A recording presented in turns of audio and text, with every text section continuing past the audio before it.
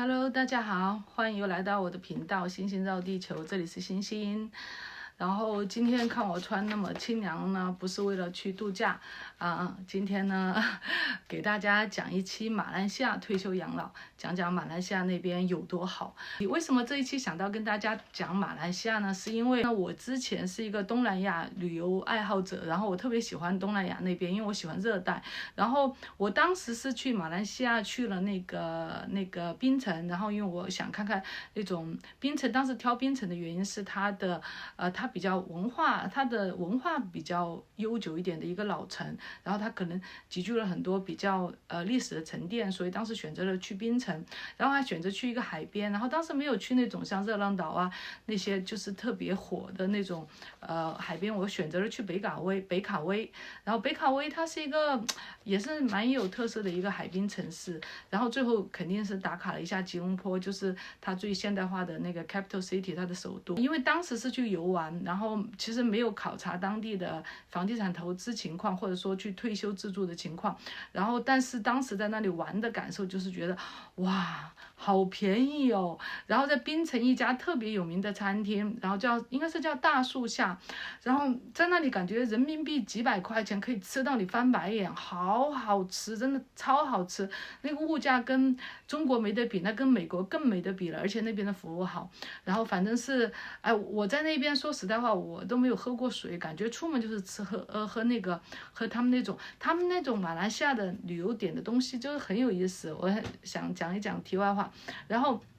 他们的那些饮料啊，他们的一些椰子汁啊，还有鲜榨的西瓜汁，都不是给你一个杯一个杯装的，它都是给你放在一个很干净的塑料袋里，然后给你插一个吸管，然后就拎着一个塑料袋在那里吸走。真的，一切都好便宜。就是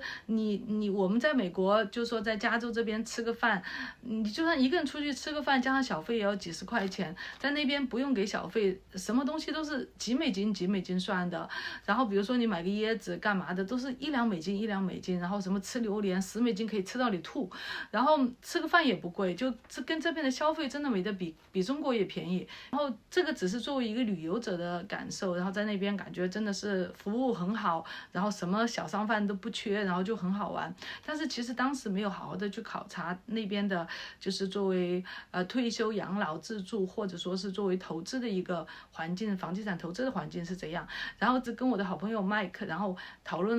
然后我们又考察了好多一些。就博主的那些视频，然后综合给大家聊一聊马来西亚退休养老。那里真的是一个，在我目前看来一个蛮适合去躺平的地方。然后其实我现在就都有点心动，因为我之前不是去年跟大家就是哭诉了，我就是家里投资出一个很大的失误，然后不得不把自己新买的就是的自住房很委屈的被动抛售，然后把它就是还不到1年的时间就把它卖掉了之后呢，仿佛是可以考虑去世界各地任何一个地方去办退休，然后去做我的自由博主的生活。然后马来西亚仿佛真的是一个非常非常好的选择。东南亚其实生活非常舒服，例如很多人退休其实考虑的地方，现在慢慢的开始考虑，像我之前有朋友考虑在泰国买房，然后呢台湾也是很多人在这边，很多台湾的华人在美国退休之后，他们其实是考虑去台湾生活。还有就是日本，现在的亚洲的国家，其实生活从服务各方面来说呢，都其实比美国要好很多。然后它的价格也比较低，然后呢又靠近中国，可能也比较解乡愁吧。所以现在大家纷纷都开始在考虑那方面的退休养老。其实以前马来西亚不是被提的最多的，以前提的最多的我感觉还有那个泰国，然后新加坡虽然也是很好，但新加坡真的非常非常的贵，而且它的地方非常的小，新加坡的公寓超贵，它的物业管理也超贵，所以说只有一些比较高精尖工作的人在那边。但是退休养老其实我不建议新加坡。然后马来西亚是最近这1年被提的越来越多了，因为其实我也做了一下 research， 然后马来西亚的第1季度旅游人口超过了1000万，比以前的东南亚旅游大国泰国还要高。而且马来西亚呢，它那里的官方语言呢，就是基本上是有英文，所以说又是华人城市，所以说在那边如果你可以说英文，可以说华语的话，在那边的生活其实是非常非常的舒适和那个现代化的。而且那边的说实在话，它的教育设施国际际学校，还有它的医疗全部都是国际接轨的，它的医生全部都会说英文。所以说，作为老外也好，作为我们华人来说，或者说在美国这种退休的华人，我觉得马来西亚都是一个非常非常好的选择。它相较于泰国来说，我是觉得，泰国呢其实是一个比较适合单身人士过去玩的一个地方，然后它是一个还是一个娱乐业为主的一个国家。但是呢，马来西亚特别适合那种一家之口，然后或者说去生活啊，去干嘛在那边。我觉得马来西亚其实更适合生活一点。然后因为我在马来西亚其实有感受，比如说你去到槟城啊，还有其他的一些城市，其实它晚上9点钟之后，其实你看不到街上有什么酒吧呀，什么很吵的夜市啊，这些，我感觉他那边都还是一个普通的一个居民的生活的一个氛围，不像泰国那种哇塞，那个平时白天街上都没人，然后其实那个时候因为天气热嘛，在东南亚，在泰国就是那种基本上是5点钟之后才会有摊贩出来摆摊，然后呢他会就是那种莺歌燕舞到凌晨，然后又开始寂静，就是说相当于晚上它是很吵很吵的，当然也看你住的区域了。但是在马来西亚我感觉就是除了你在吉隆坡一些比较downtown的一些地方，你在其他一些地方其实还是生活为主，它没有那么多的夜生活，所以我觉得马来西亚其实更适合一些老年人的退休养老，或者说甚至于一些年轻人就找那种叫什么，就是那种寻找成本更少的地方去过自由自在的生活。我觉得马来西亚算是一个比较可以世外桃源向往生活的地方，因为它既有现代化热闹的东西，它也有你想要的海滩，然后而且它那边东南亚的城市，你每过1个月就可以出去旅个行什么的，然后离中国也近，就特别方便。聊的时候真的都很开心，说实在话，因为好久没去度假了。然后呢，接下来呢，我们再用案例和数字跟大家深入去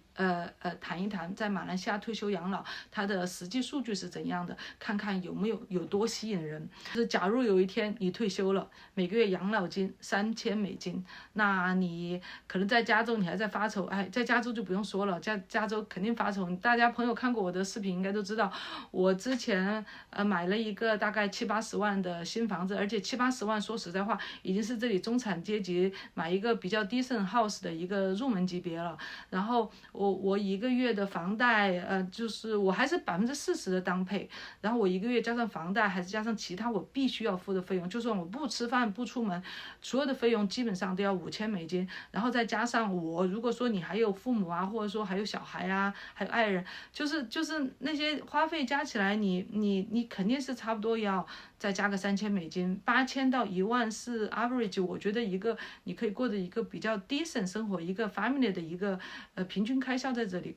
因为我加上了房贷嘛，这真的是要那么多。那如果说真的是这边一个平均的一个，或者说一个比较白领的一个退休，那他只有每个月3000的养老金的话，那说实在话，你在美国退休的话，这个真的不会过得很舒服。那加州提都不要提了，你根本在我看来，除非你没有房子的这种支出，那3000块钱你也过不了很爽。但是让我们来看看，在马来西亚$3000，你可以过得多爽多爽。在这里给大家看一个博主的视频，找到这个视频呢。大家跟我一起来看看，他是一个澳大利亚的博主，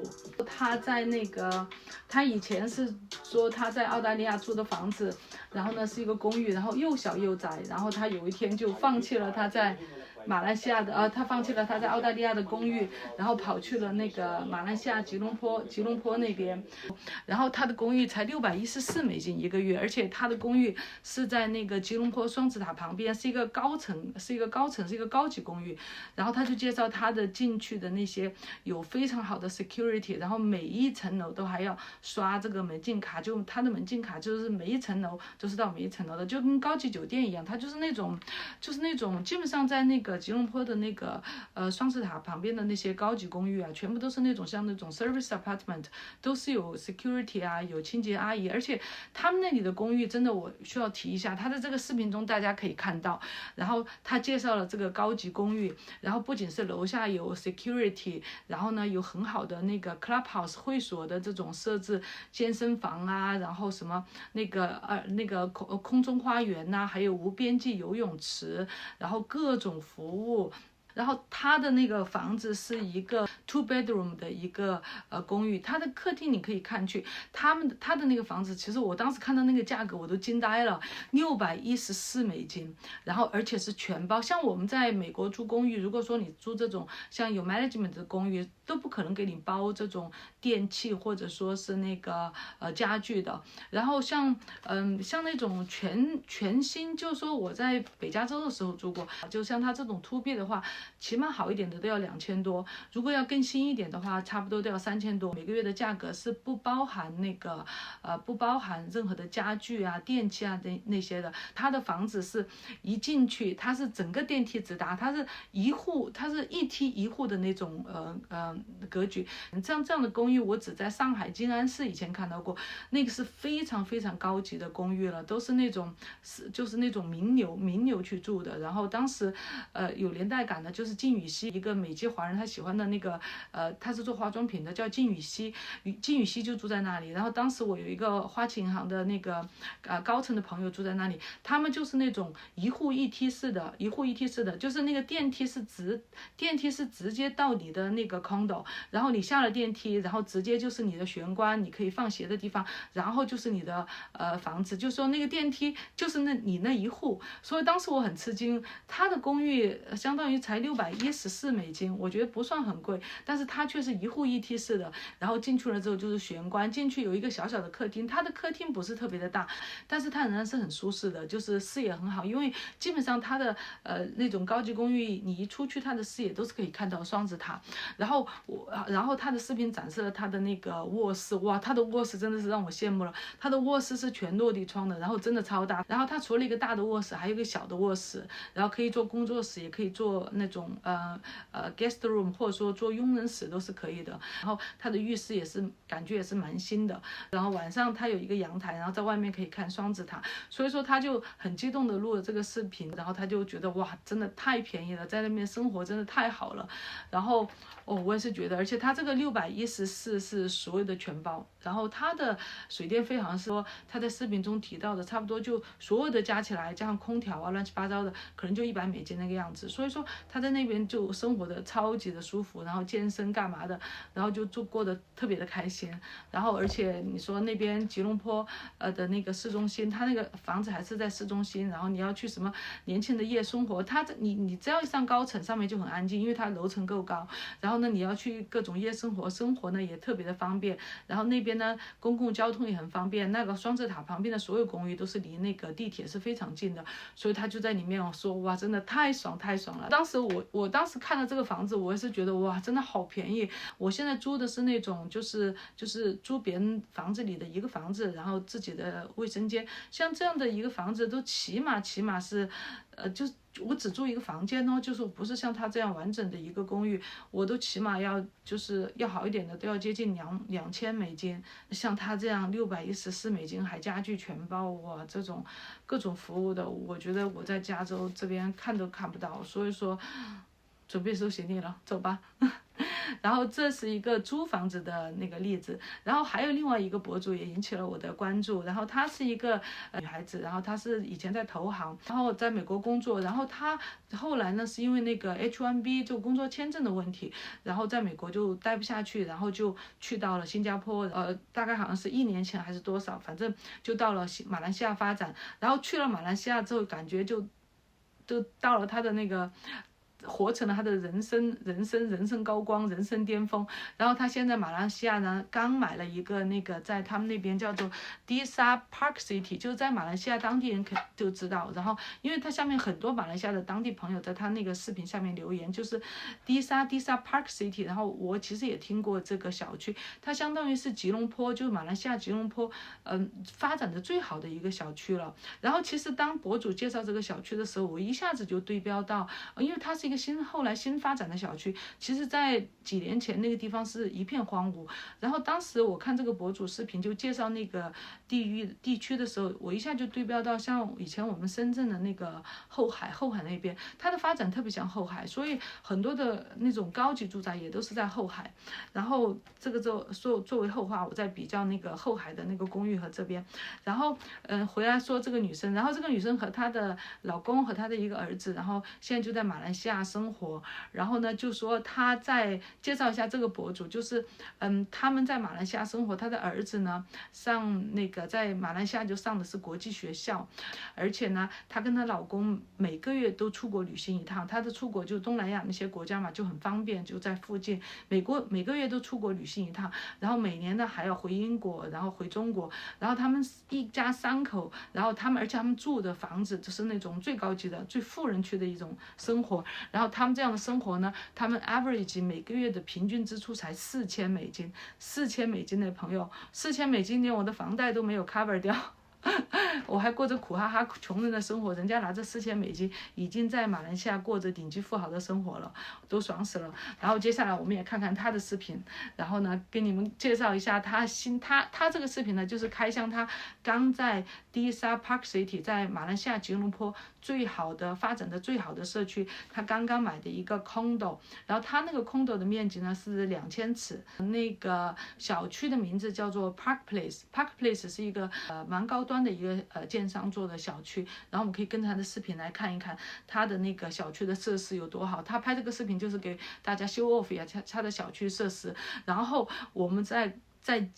我再给你揭秘一下他的这个房子大概是多少钱买的。然后我们就第一个案例先讲租的房子，作为一个单身人士，你如果去那里游玩也好，想去那里待一段时间也好，或者说怎么也好，去体验也好，你租一个房子在吉隆坡的市中心是多少钱，双子塔旁边是多少钱。然后我们再来看一看，如果你想去那里退休，一家人在那里生活，我们要去买一个很漂亮的设施很好的房子，在那里最好的小区，他花的钱有多少。但是我们先来展示一下这个房子是怎样的。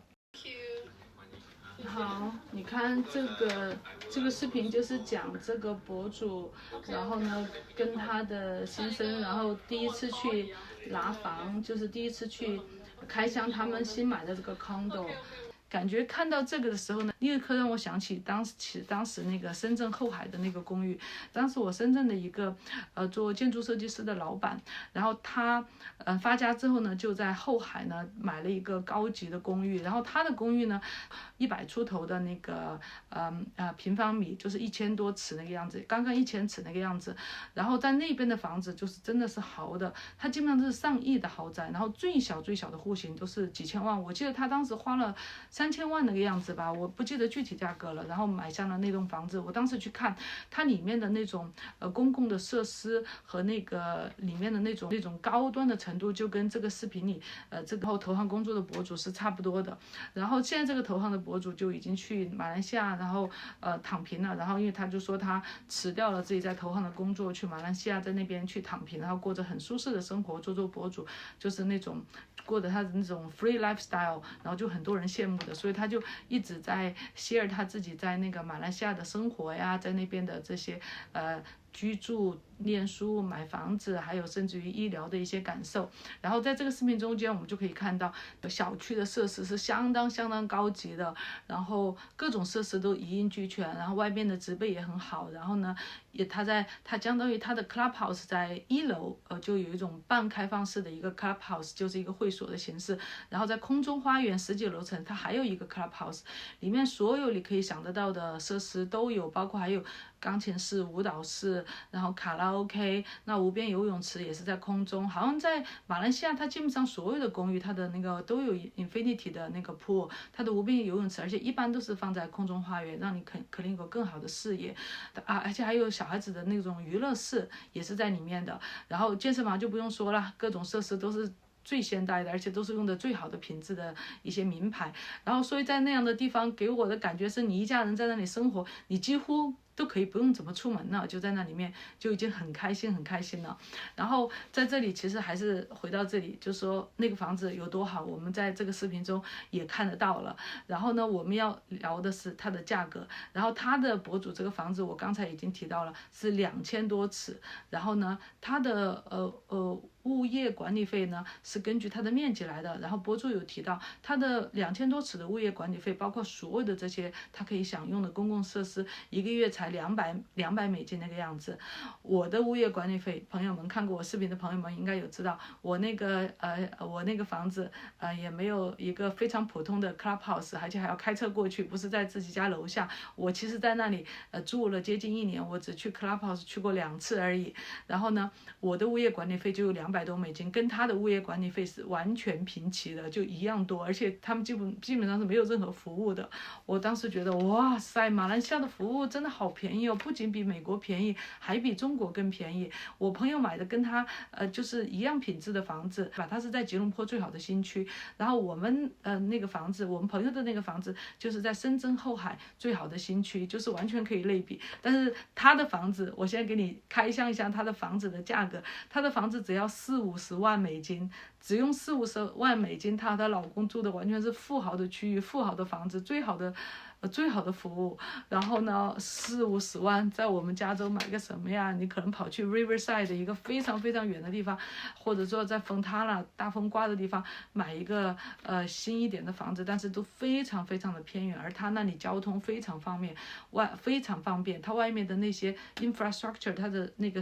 配套，在这几年来也是跟得非常非常的好，而且还有外面好几个 park 和 lake。然后所以说它是这几年来已经发展起来一个很好的区，在吉隆坡的附近。然后所以说那里真的是，我当时看到这个价格真的是哇，真的是梦想中的价格。不管是你过去旅居也好，或者过去旅区租房子也好，或者想过去买房子也好，感觉都是非常非常好的。然后就对标我当时给大家介绍的那个非常兴奋，然后那个放弃了他在那个澳大利亚的那个又窄又小的公寓，然后跑去吉隆坡花614美金，然后住了一个大豪宅的那个，很开心的给大家介绍他自己的新公寓的那个澳大利亚小伙子的视频。然后他的是租的房子，然后我找了2个比较类似的房子的房价给大家看一下。那个房子我们租如果是614美金，那买的话是多少钱？那在这个案例中大家可以看到，我找了2个案例，都是在那个吉隆坡那个双子塔的附近市中心，它的 City Center 就是City Center 的房子。然后呢，一个是马币就是70万马币，它是 to B 750尺的。另外一个房子呢，它也是 to B， 甚至于还要稍微大一点，它是803尺。然后它的那个价格呢，2025年 listing 的价格呢是60万2千马币那个样子。所以大家可以看到，就是说在马来西亚，不管是租房也好，买房也好，真的都比加州便宜太多太多。在槟城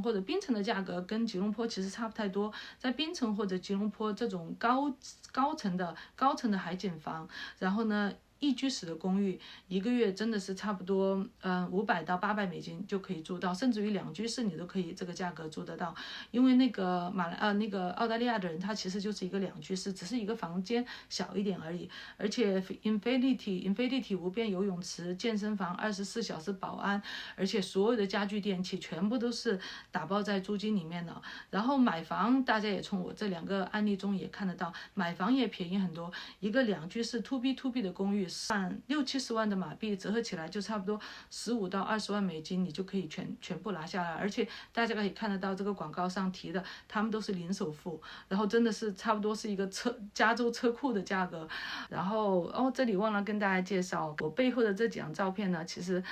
恰好就是在马来西亚拍的。然后因为当时工作室比较简陋，我就找了几张我感觉比较色彩比较商业的一些照片在后面，就恰好是在马来西亚拍的几张照片。那其实不是我今天为了讲这个话题才摆出来的。然后这一个照片呢，就是在那个槟城的